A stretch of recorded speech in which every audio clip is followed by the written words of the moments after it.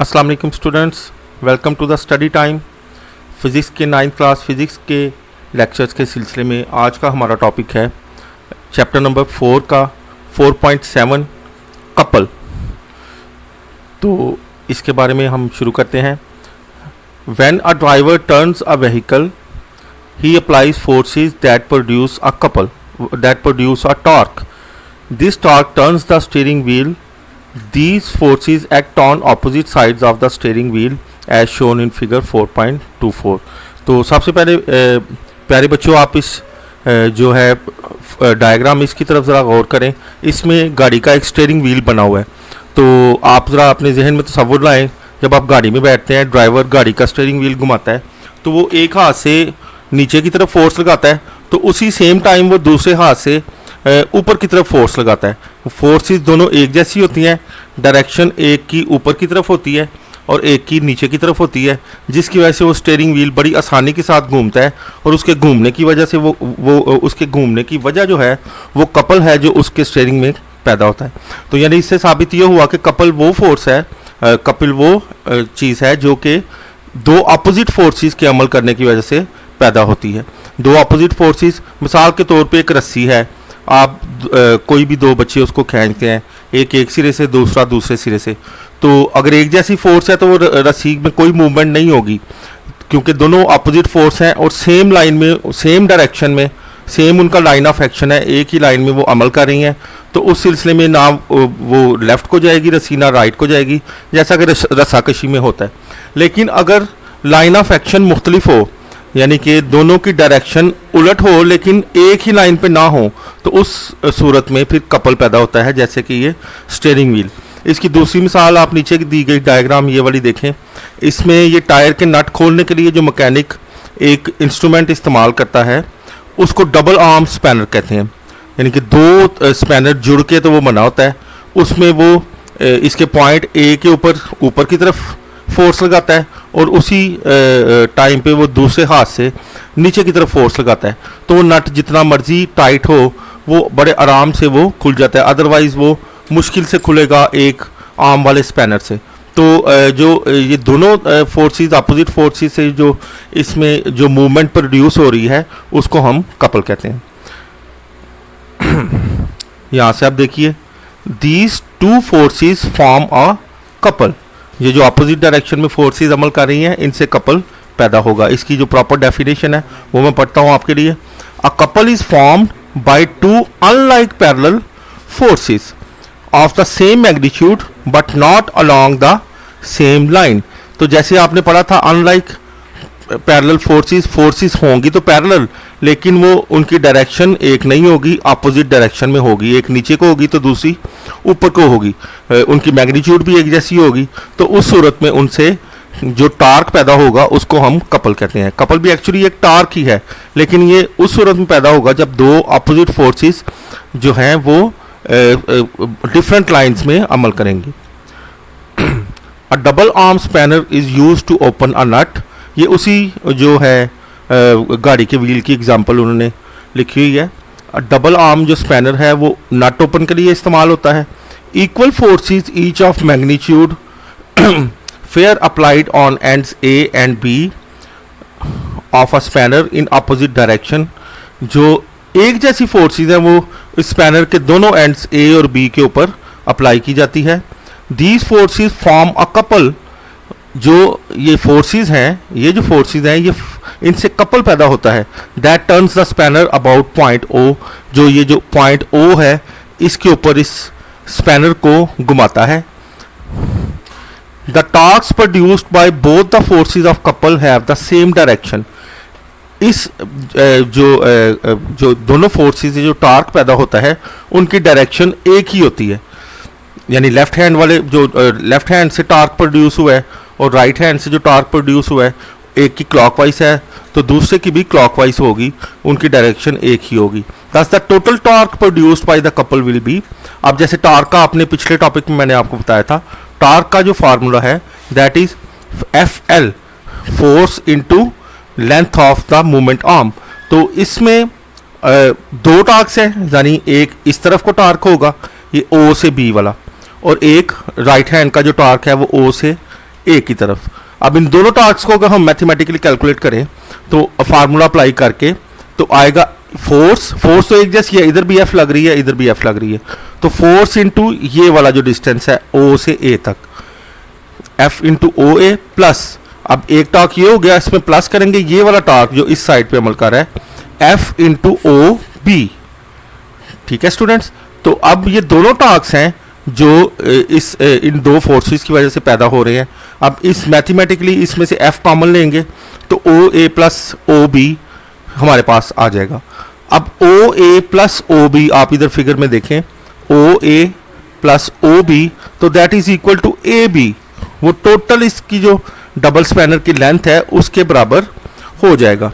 इससे ये पता चलता है equation 4.8 gives the torque produced by a couple of force F and F represent separated by distance A B. इससे ये पता चलता है कि ये जो कपल प्रोड्यूस होगा वो जो है वो फोर्स और उसके डिस्टेंस के प्रोडक्ट के बराबर होगा। The torque of couple is given by the product of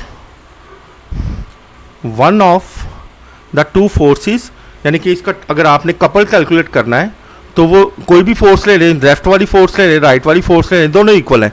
force को आप उन दोनों हाथों के दरमियान का जो फासला है यानी जो स्पैनर की लंबाई है उसको मल्टीप्लाई कर दें तो आपका कपल कैलकुलेट हो जाएगा। The two forces and the perpendicular distance between them, perpendicular distance उनका वही है जो कि ए से बी तक के दरमियान का डिस्टेंस है। उम्मीद करता हूँ कि इस टॉपिक की आपको समझ आ गई होगी। अब चलते हैं आगे हमारे नेक्स्ट टॉपिक की तरफ। वो नेक्स्ट टॉपिक है हमारा इक्विलिब्रियम। इक्विलिब्रियम को हम उर्दू में इसका तर्जुमा करते हैं तवाज़न। Newton's first law of motion tells us that a body continues its state of rest और मोशन और uniform motion in a straight line if no resultant और net force acts on it. Newton का जो first law of motion आपने पढ़ा है उसमें Newton कहता है कि वो चीज़ जिसके ऊपर कोई बैरूनी कुव्वत अमल नहीं कर रही, जो कि जिसके ऊपर जो रिजल्टेंट फोर्स है वो ज़ीरो है, तो वो बॉडी जो है वो रेस्ट में होगी। ठीक है, फॉर एग्जांपल देता है वही बुक वाली एक किताब जो टेबल के ऊपर पड़ी है, या एक पिक्चर और a picture hanging on a wall. For example a book lying on a table और picture hanging on a wall. मिसाल के तौर पर किताब पे पड़ी हुई मेज़ पे पड़ी हुई कोई किताब या दीवार के साथ लटकी हुई कोई तस्वीर, आर एट रेस्ट, वो रेस्ट में है। अब आप किताब पे गौर करें तो किताब के ऊपर दो फोर्सेस अमल कर रही हैं, एक नीचे की तरफ जो किताब का वेट होता है और एक ऊपर की तरफ जो कि टेबल का रिएक्शन है। तो दोनों फोर्सेस एक दूसरे को कैंसलेशन कर देती हैं, तो एज अ रिजल्ट वो बॉडी जो है जो बुक है वो रेस्ट में होती है। इसी तरह the weight of book acting downwards is balanced by the upward reaction of the table. Consider a log of wood of weight W। अब ये देखें, ये डायग्राम में एक लकड़ी का तना है, ये दो रस्सियों के साथ लटका हुआ है। इधर से देखते हैं, इसका वेट है W। W जाहिर है नीचे की तरफ इसका जो है वो एक्ट करेगा, इस जो लकड़ी का वज़न है वो नीचे की तरफ अमल करेगा। Wood of weight F supported by ropes as shown in the figure 4.26. Here the weight W is balanced by the forces F1 and F2. अब इधर जो weight W है ये दोनों फोर्सेस के ऊपर दरमियाना तकसीम है, यानी आधा इस फोर्स ने, आधा इस रस्सी ने वज़न उठाया हुआ है, आधा इस रस्सी ने वज़न उठाया हुआ है। Pulling the log upward, in case of objects moving with uniform velocity, the resultant force acting on them is zero. अगर हम किसी यूनिफॉर्म वेलोसिटी से चलती हुई चीज़ का मुशाहिदा करें, जैसे कार जा रही है एक ही स्पीड पे, तो उसके ऊपर भी जो रिजल्टेंट फोर्स है वो ज़ीरो है, कोई उसके ऊपर फोर्स अमल नहीं कर रही। तो वो जो कार है moving with velocity, uniform velocity on a level road and an aeroplane flying in the air with uniform velocity are the examples of bodies in equilibrium. इससे ये पता चलता है स्टूडेंट्स कि खाली वो चीज़ इक्विलिब्रियम में नहीं है कि जो टेबल पे पड़ी हुई है या चेयर को पड़ी हुई है तो वो इक्विलिब्रियम में, वो तो है ही। ऐसी चीज़ें जो यूनिफॉर्म वेलोसिटी के साथ मूव कर रही हैं वो भी इक्विलिब्रियम में हम तसव्वुर करते हैं। मिसाल के तौर पे आप जहाज़ पे बैठे हैं, जहाज़ 500 किलोमीटर पर आवर की वेलोसिटी से जा रहा है, लेकिन आप उसके अंदर बैठे होंगे जो मुसाफिर पैसेंजर्स, उनको पता नहीं चलेगा कि हम मूव कर रहे हैं, उनको ऐसे लगेगा जैसे हम बंद कमरे में बैठे हुए हैं, क्योंकि उनके ऊपर रिजल्टेंट फोर्स कोई एक्ट नहीं कर रही। तो इस सूरत में हम कहेंगे कि वो इक्विलिब्रियम है। तो इसकी डेफिनेशन देखते हैं। A body is said to be in equilibrium if no net force acts on it. तो इसकी डेफिनेशन ये बनती है कि वो बॉडी इक्विलिब्रियम में होगी जिसके ऊपर कोई नेट फोर्स अमल नहीं कर रही, यानी कि उसके ऊपर फोर्सेस जो भी अमल कर रही हैं वो सारी एक दूसरे को कैंसिल कर देंगी, नेट फोर्स उसकी जीरो होगी। तो तब हम कहेंगे उस सूरत में the body is in equilibrium. वो बॉडी रेस्ट में भी हो सकती है या वो यूनिफॉर्म वेलोसिटी से मूवमेंट में भी हो सकती है। अ बॉडी इन इक्विलिब्रियम दस रिमेन्स एट रेस्ट और मूव्स विद यूनिफॉर्म वेलोसिटी। अब आगे देखते हैं हम कंडीशंस ऑफ इक्विलिब्रियम। इक्विलिब्रियम कोई भी बॉडी है उसमें इक्विलिब्रियम आने के लिए, उसको इक्विलिब्रियम में रहने के लिए कौन सी शराइत हैं जो कि पूरी होना ज़रूरी है। तो इसमें स्टूडेंट्स पहले देखते हैं। In the above examples we see that the body at rest और in uniform motion is in equilibrium if the resultant force acting on it is zero. ऊपर वाली मिसालों में हमने देखा कि वो बॉडी जो रेस्ट में है या यूनिफॉर्म मोशन में है उस पर रिजल्टेंट फोर्स जीरो है, तो वो इक्विलिब्रियम में होगी। For a body in equilibrium it must satisfy certain conditions. तो ये एक शर्त है जो कि तवाज़ुन के लिए बहुत ज़रूरी है, यानी कि वो बॉडी इक्विलिब्रियम में नहीं हो सकती जिसके ऊपर नेट फोर्स ज़ीरो ना हो। इसके अलावा इसकी दो शर्तें हैं। There are two conditions for a body to be in equilibrium. Equilibrium के लिए, तवाज़ुन के लिए दो शराइत हैं जो पूरा होना ज़रूरी है, तभी वो बॉडी इक्विलिब्रियम में होगी। First condition for equilibrium, a body is said to satisfy first condition for equilibrium if the resultant of all the forces acting on it is zero। तो पहली कंडीशन इसकी ये है कि कोई जिस्म उस वक्त इक्विलिब्रियम में होगा जब उस पर अमल करने वाली तमाम फोर्सेस का जो रिजल्टेंट है, जो उसका रिजल्ट है, वो ज़ीरो होगा। तो let the number of forces F1 F2 F3 Fn तक जितनी भी फोर्सेस हैं, लातदाद, हमें नहीं मालूम कितनी है, किसी बॉडी पे अमल कर रही हैं, वो एक जिस्म के ऊपर अमल कर रही हैं। तो वो बॉडी जिस जिस्म के ऊपर वो अमल कर रही हैं, ये F1 F2 F3, वो जिस्म उस वक्त तवाज़ुन में होगा जब ये इन सब फोर्सेस का जो प्लस करें तो ज़ीरो आए, यानी कि F1 plus F2 plus F3 plus Fn तक is equal to zero. Resultant से मुराद यही है कि इनको प्लस करें तो आपस में इनका रिजल्ट जो है वो ज़ीरो आए।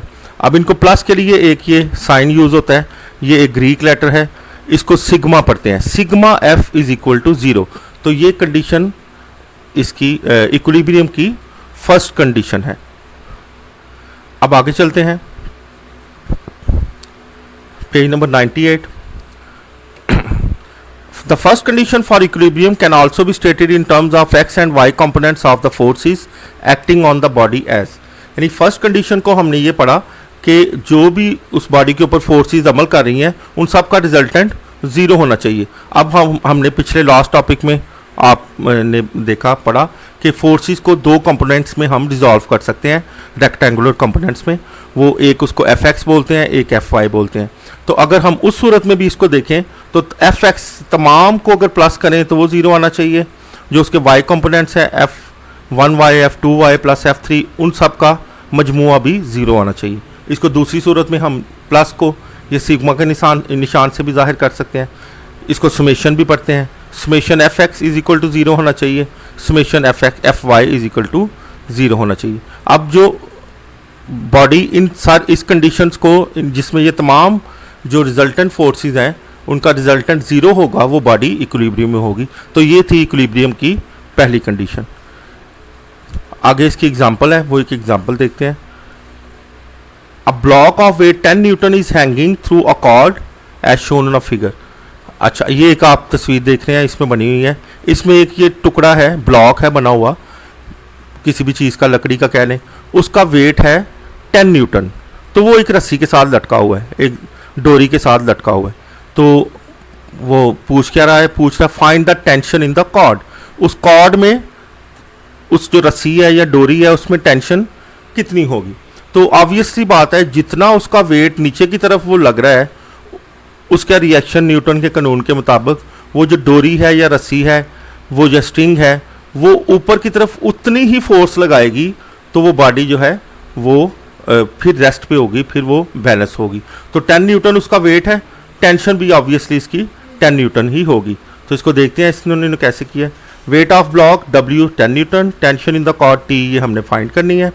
तो applying the first condition for equilibrium, क्योंकि ये बॉडी इक्विलिब्रियम में है, रेस्ट में है, ना ये ब्लॉक नीचे जा रहा है ना ये ऊपर को जा रहा है, ये अपनी जगह पर रुका हुआ है। इसका मतलब जितना इसका वजन है उसी ताकत से इसको ऊपर से स्ट्रिंग खींच रही है। तो applying the first condition, summation F X is equal to 0, there is no force acting along X axis, summation F Y is equal to 0, इसका मतलब है वाई एक्सिस के ऊपर भी कोई फोर्स अमल नहीं कर रही। तो T minus W is equal to 0, यानी कि टेंशन में से डब्ल्यू अगर माइनस करें हम तो वो 0 है, क्योंकि इसकी मूवमेंट कोई नहीं है, ये अपनी जगह पे रेस्ट की पोजीशन पे है। तो इसका मतलब है T is equal to W है, यानी टेंशन इसकी W के बराबर है। वही जो चीज़ मैंने आपको स्टार्ट में बताई कि उतनी ही टेंशन होगी जितना इसका वेट होगा। डैट मीन्स कि T is equal to 10 newton, दस the tension in the cord is 10 newton. तो अब इसकी चलते हैं next, second condition for equilibrium. तो जैसे हमने पढ़ा कि फर्स्ट कंडीशन हमने पढ़ी कि उस बॉडी पे अमल करने वाली तमाम फोर्सेस का रिजल्टेंट 0 होना चाहिए, तो वो बॉडी जो है वो इक्विलिब्रियम में होगी। लेकिन बाद सूरतों में हम देखते हैं कि ये फर्स्ट कंडीशन पूरी होने के बावजूद बॉडी इक्विलिब्रियम में नहीं होती, तो इसका मतलब है किसी दूसरी कंडीशन की भी ज़रूरत पड़ती है। तो चले देखते हैं उसको। Second condition for equilibrium, first condition for equilibrium does not ensure that a body is in equilibrium. Equilibrium की जो पहली कंडीशन है, शर्त है, वो ये यकीन दहानी नहीं कराती कि जिस्म जो है वो इक्विलिब्रियम में होगा। This is clear from the following example, ये आपको क्लियर होगा इस मिसाल से। ये मिसाल है, ये ऊपर दी गई डायग्राम आप गौर करें, ये वाली। इसमें ये एक बोर्ड है, इसके ऊपर दो फोर्सेस अमल कर रही हैं, ये F1 इस तरफ को, F2 इस साइड को। ये समझ लें एक टेबल है, एक टेबल का एक बच्चा उसको इधर से खींच रहा है और एक बच्चा इसको इधर से खींच रहा है, फोर्सेस दोनों बराबर लगा रहे हैं। तो आप देखेंगे कि टेबल अपनी जगह पे ही रहेगा, वो बिल्कुल मूव नहीं करेगा, क्योंकि फोर्सेस दोनों की एक जैसी हैं, दोनों एक जैसी ताकत लगा रहे हैं।